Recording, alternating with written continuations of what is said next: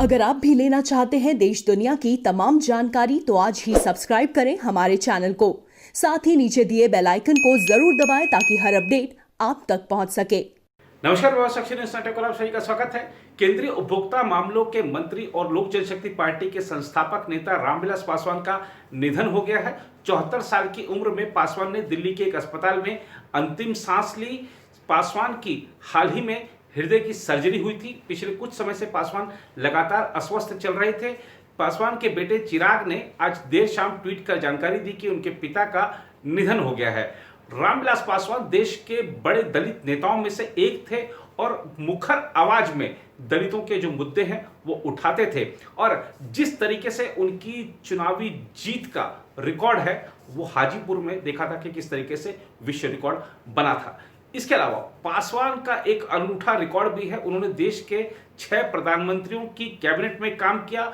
वर्तमान में भी वह केंद्रीय मंत्री थे। और अब देखिए कि रामविलास पासवान पहले एनडीए में थे, फिर यूपीए में गए, फिर वापस एनडीए में आए, और 2014 में जब वो एनडीए में वापस लौटे थे तो एनडीए को दलितों के बीच में खासा प्रभाव देखने को मिला था, क्योंकि रामविलास पासवान का आना, रामदास अठावले का आना और उदित राज का एनडीए में खासतौर पे बीजेपी के साथ आना बीजेपी की जो चुनावी संभावना है उसको बहुत मजबूत कर गया था। और इसीलिए प्रधानमंत्री नरेंद्र मोदी ने कहा भी है कि मैंने अपना एक सच्चा मित्र, एक करीबी मित्र खो दिया है। इसके अलावा आज जब बात करें जब पासवान जी के निधन की खबर आई तो प्रधानमंत्री नरेंद्र मोदी ने, गृह मंत्री अमित शाह ने, बीजेपी अध्यक्ष जेपी नड्डा ने चिराग पासवान को फोन किया, सांत्वना दी। इसके अलावा जो स्वास्थ्य मंत्री हैं डॉक्टर हर्षवर्धन, केंद्रीय मंत्री रामदास अठावले और कुछ अन्य मंत्री अस्पताल पहुंचे और चिराग पासवान को जाकर ढाढ़स बंधाया है। और जिस तरीके से देश भर से चाहे मुख्यमंत्री हो, राज्यपाल हो, केंद्रीय मंत्री हो, विभिन्न पार्टियों के नेता हो, निधन पर श्रद्धांजलि व्यक्त कर रहे हैं रामविलास पासवान की, वो दर्शाता है कि रामविलास पासवान का कद कितना बड़ा था। आज की इस रिपोर्ट में हम पासवान जी के जीवन से जुड़े कुछ विभिन्न पहलू आपके समक्ष लेकर आए हैं। आइए देखते हैं हमारी खास रिपोर्ट। केंद्रीय मंत्री रामविलास पासवान का गुरुवार को निधन हो गया। उनके बेटे चिराग पासवान ने ट्वीट के जरिए यह जानकारी दी। लोक जनशक्ति पार्टी के 74 वर्षीय संरक्षक पासवान का कुछ दिन पहले एक अस्पताल में हृदय का ऑपरेशन हुआ था। वह 5 दशक से अधिक समय से सक्रिय राजनीति में थे और देश के जाने माने दलित नेताओं में से एक थे। पासवान उपभोक्ता, खाद्य एवं सार्वजनिक वितरण मामलों के मंत्री थे। चिराग पासवान ने ट्वीट किया, पापा अब आप इस दुनिया में नहीं हैं, लेकिन मुझे पता है आप जहां भी हैं हमेशा मेरे साथ हैं। आपकी बहुत याद आ रही है पापा। समाजवादी आंदोलनों के स्तंभों में से एक पासवान बाद के दिनों में बिहार के प्रमुख दलित नेता के रूप में उभरे और जल्द ही राष्ट्रीय राजनीति में अपनी विशेष जगह बना ली। 1990 के दशक में दलितों से जुड़े मंडल आयोग की सिफारिशों को लागू करवाने में पासवान की भूमिका महत्वपूर्ण रही। पासवान की गणना सर्वाधिक सक्रिय तथा सबसे लंबे समय तक जन सेवा करने वाले सांसदों में की जाती है। बिहार के खगड़िया में 1946 में जन्मे पासवान का चयन पुलिस सेवा में हो गया था, लेकिन उन्होंने अपने मन की सुनी और राजनीति में चले आए। पहली बार 1969 में वह संयुक्त सोशलिस्ट पार्टी के टिकट पर विधायक निर्वाचित हुए। वह 8 बार लोकसभा के सदस्य चुने गए और कई बार हाजीपुर संसदीय सीट से सबसे ज़्यादा वोटों के अंतर से जीते। वह देश के रेल मंत्री के रूप में भी खासे चर्चित रहे थे। पासवान अटल बिहारी वाजपेयी सरकार में मंत्री पद छोड़कर यूपीए में चले गए थे और मनमोहन सरकार में मंत्री बने। 2014 के लोकसभा चुनाव से पहले वह एनडीए में आ गए और मोदी सरकार में मंत्री बने। पासवान ने 2019 का लोकसभा चुनाव नहीं लड़ा था और वह वर्तमान में राज्यसभा सदस्य थे।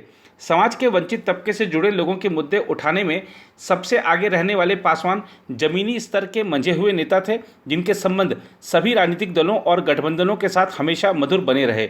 अपने राज्य के प्रति उनके समर्थन के कारण 5 दशक लंबे राजनीतिक करियर में वह हमेशा केंद्र की सभी सरकारों में शामिल रहे।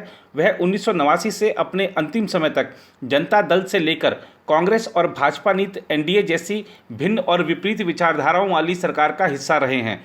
पासवान का गठबंधन सहयोग चाहे कोई भी रहा हो, उन्होंने हमेशा गर्व के साथ स्वयं को समाजवादी और धर्मनिरपेक्ष बताया। राष्ट्रपति रामनाथ कोविंद ने कहा कि केंद्रीय मंत्री पासवान के निधन से देश ने दूरदृष्टि वाले एक नेता को खो दिया है। कोविंद ने उनके निधन पर शोक जताते हुए कहा कि पासवान दबे कुचले लोगों की आवाज़ थे और हाशिए के लोगों के लिए लड़ते थे। राष्ट्रपति ने ट्वीट किया, केंद्रीय मंत्री रामविलास पासवान के निधन से देश ने एक दूरदर्शी नेता खो दिया है। उनकी गणना सर्वाधिक सक्रिय तथा सबसे लंबे समय तक जनसेवा करने वाले सांसदों में की जाती है। वह वंचित वर्गों की मुखर आवाज़ वाले तथा हाशिए के लोगों के लिए सतत संघर्षरत रहने वाले जनसेवक थे।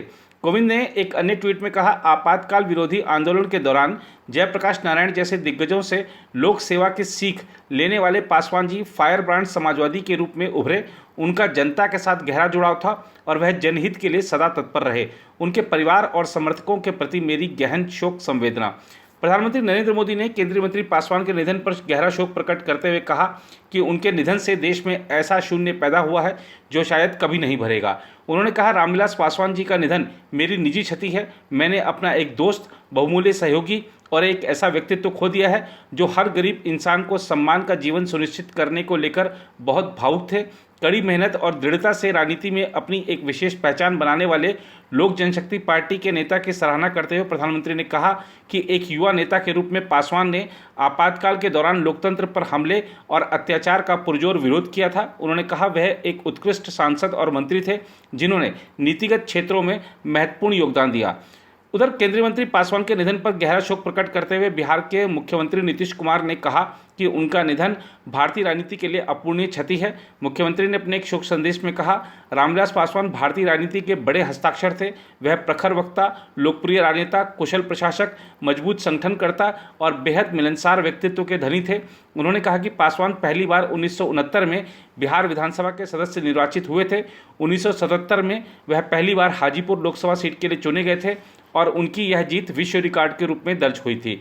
नीतीश कुमार ने रामविलास पासवान के साथ अपने आत्मीय संबंधों की चर्चा करते हुए कहा कि उनके साथ हमारा पुराना रिश्ता रहा है। उन्होंने कहा, उनके निधन से मुझे व्यक्तिगत तौर पर दुख पहुंचा है। उनका निधन भारतीय राजनीति के लिए अपूरणीय क्षति है। मुख्यमंत्री ने कहा कि दुख की इस घड़ी में उनके परिजनों को धैर्य धारण करने की शक्ति प्रदान करने की ईश्वर से प्रार्थना करते हैं। बिहार के उप मुख्यमंत्री सुशील कुमार मोदी ने भी पासवान के निधन पर गहरा शोक जताया है। उन्होंने पासवान के निधन को बिहार की राजनीति के लिए अपूरणीय क्षति बताते हुए दिवंगत आत्मा की शांति की ईश्वर से प्रार्थना की है। सुशील मोदी ने अपने शोक संदेश में कहा है कि पासवान से उनका 30 वर्षों से ज़्यादा का साथ संपर्क रहा है। वह जिस भी विभाग के मंत्री रहे, अपनी अमिट छाप छोड़ी और हमेशा पूरे देश और बिहार के लिए काम किया। उनके योगदान को बिहार की जनता कभी भूल नहीं सकती है। उन्होंने कहा कि पासवान एक ऐसे दलित नेता थे जो हमेशा समाज के सभी वर्गों से समन्वय और तालमेल बैठाकर अपनी राजनीति करते रहे। इसी वजह से दलितों, पिछड़ों के साथ सवर्णों का भी उन्हें हमेशा साथ मिला। सुशील मोदी ने कहा कि दुख की इस घड़ी में ईश्वर उनके सभी समर्थकों, शुभचिंतकों को धैर्य प्रदान करें। उधर आरजेडी नेता लालू प्रसाद ने ट्वीट कर कहा, रामविलास भाई के असामयिक निधन का दुखद समाचार सुनकर अति मर्माहत हूँ। विगत 45 वर्षों का अटूट रिश्ता और उनके संग लड़ी तमाम सामाजिक राजनीतिक लड़ाइयाँ आंखों में तैर रही हैं। रामविलास भाई, आप जल्दी चले गए। इससे ज़्यादा कुछ कहने की स्थिति में नहीं हूँ। पूर्व मुख्यमंत्री राबड़ी देवी, बिहार विधानसभा में प्रतिपक्ष नेता तेजस्वी प्रसाद यादव ने पासवान के निधन पर गहरा शोक और दुख व्यक्त करते हुए कहा कि वह देश के स्थापित राजनेता थे। राजद नेता तेजस्वी ने कहा कि वह हम सबके लिए अभिभावक समान थे। ईश्वर उनकी आत्मा को चिर शांति दे। परिजनों और शुभचिंतकों को इस शोक की घड़ी में दुख सहने की शक्ति दे। उधर केंद्रीय गृह मंत्री अमित शाह ने केंद्रीय मंत्री पासवान के निधन पर शोक प्रकट करते हुए कहा कि उनके निधन से भारतीय राजनीति में एक शून्य पैदा हो गया है और उनकी कमी भारतीय राजनीति में सदैव खलेगी। शाह ने सिलसिलेवार ट्वीट कर कहा, भारतीय राजनीति व केंद्रीय मंत्रिमंडल में उनकी कमी सदैव बनी रहेगी और मोदी सरकार उनके गरीब कल्याण व बिहार के विकास के स्वप्न को पूर्ण करने के लिए कटिबद्ध रहेगी। उन्होंने कहा कि सदैव गरीब और वंचित वर्ग के कल्याण व अधिकारों के लिए संघर्ष करने वाले पासवान के निधन से मन अत्यंत व्यथित है। उन्होंने अपने राजनीतिक जीवन में हमेशा राष्ट्रहित और जन कल्याण को सर्वोपरि रखा।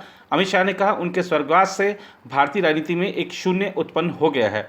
उधर कांग्रेस के पूर्व अध्यक्ष राहुल गांधी ने केंद्रीय मंत्री रामविलास पासवान के निधन पर दुख जताते हुए कहा कि देश के गरीब और दलित वर्ग ने अपनी बुलंद राजनीतिक आवाज़ खो दी है। उन्होंने ट्वीट किया, रामविलास पासवान जी के असमय निधन का समाचार दुखद है। गरीब दलित वर्ग ने आज अपनी एक बुलंद राजनीतिक आवाज़ खो दी।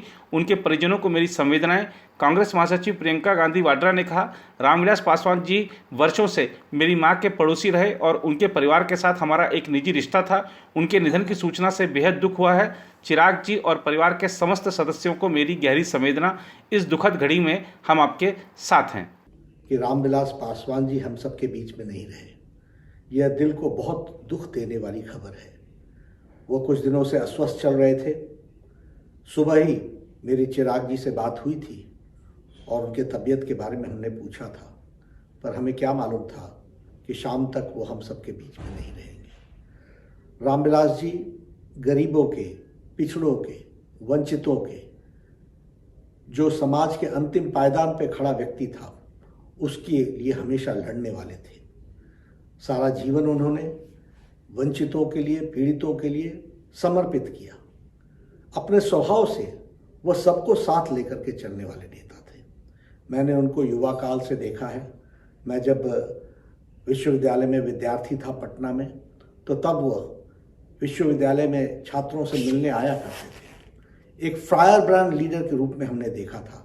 गरीबों की चिंता करने वाले, समाज के अंतिम पायदान पर खड़े व्यक्ति की चिंता करने वाले, और साथ ही साथ वह किसी भी सरकार में मंत्री रहे, लेकिन सभी पार्टियों में बराबर की दोस्ती, सबको साथ लेकर के चलना, मृदुभाषी, सबके साथ सरल स्वभाव के साथ मिलना और समाज के प्रति अपनी कमिटमेंट, अपनी समर्पण के साथ उन्होंने जीवन जिया है।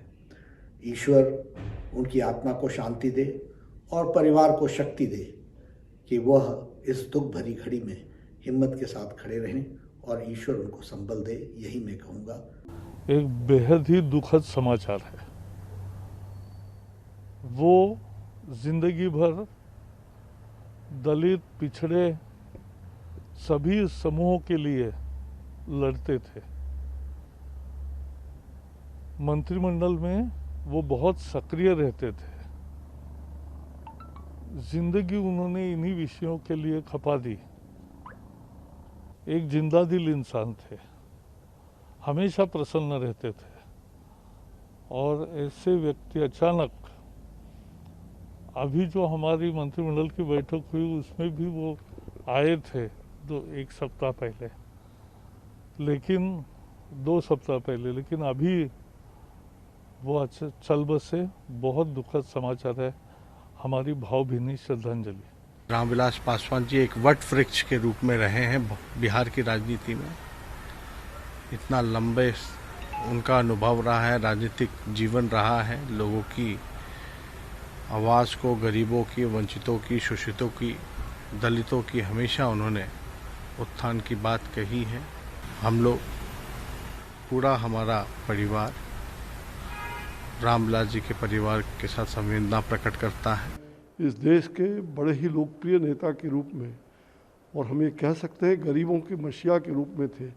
74 आंदोलन में हम लोग लोकनायक जयप्रकाश नारायण के उस आंदोलन में हम साथ रहे, और बराबर जिस प्रकार से उनकी आत्मीयता और हरदम बड़े ही मीठे स्वर से बात करते थे, ऐसे व्यक्ति को हम लोगों ने खो करके सचमुच में इसकी क्षति, ये अपूर्णीय क्षति है। वंचित, दलित, शोषित, गरीबों की नुमाइंदगिरी करने वाले रामविलास जी थे। न केवल बिहार, समूचा देश में उनकी रिक्तता सबको खलेगी। मैं इस संकट की घड़ी में, इस दुख की घड़ी में, मैं उनके परिवार के प्रति अपनी समवेदना जताता हूं। उधर बंगाल में आज जिस तरीके से बीजेपी कार्यकर्ताओं के साथ व्यवहार हुआ, उस पर केंद्रीय मंत्री रविशंकर प्रसाद ने कड़ी टिप्पणी की है। आइए दिखाते हैं आपको उन्होंने क्या कहा। आज इन तमाम राजनीतिक हत्या और अत्याचार के खिलाफ भाजपा के द्वारा एक मार्च का आयोजन था, जिसका हम नाम देते हैं, जो उनका सचिवालय है उसकी ओर मार्च करने की बात थी। इतना हमला किया गया, लगभग 1 लाख लोग उस मोर्चे में थे, और हमारे लगभग 1500 कार्यकर्ता घायल हुए हैं। 1500। The BJP strongly condemns this barbaric treatment by the Bengal police on senior leaders of the party. BJP इसकी पूरी भर्त्सना करती है ये जो बर्बरतापूर्ण आचरण हुआ है, और हम ये बहुत विनम्रता से कहना चाहते हैं ममता जी और टीएमसी को कि अगर आपको लगता है कि लाठी से और पुलिसिया दमन से आप भाजपा के विस्तार को बंगाल में रोक लेंगी तो आप इसमें सफल नहीं होंगी। पहले भी आपने रोकने की कोशिश की, देखा हम लोग 18 पहुंच गए बीजेपी बंगाल में।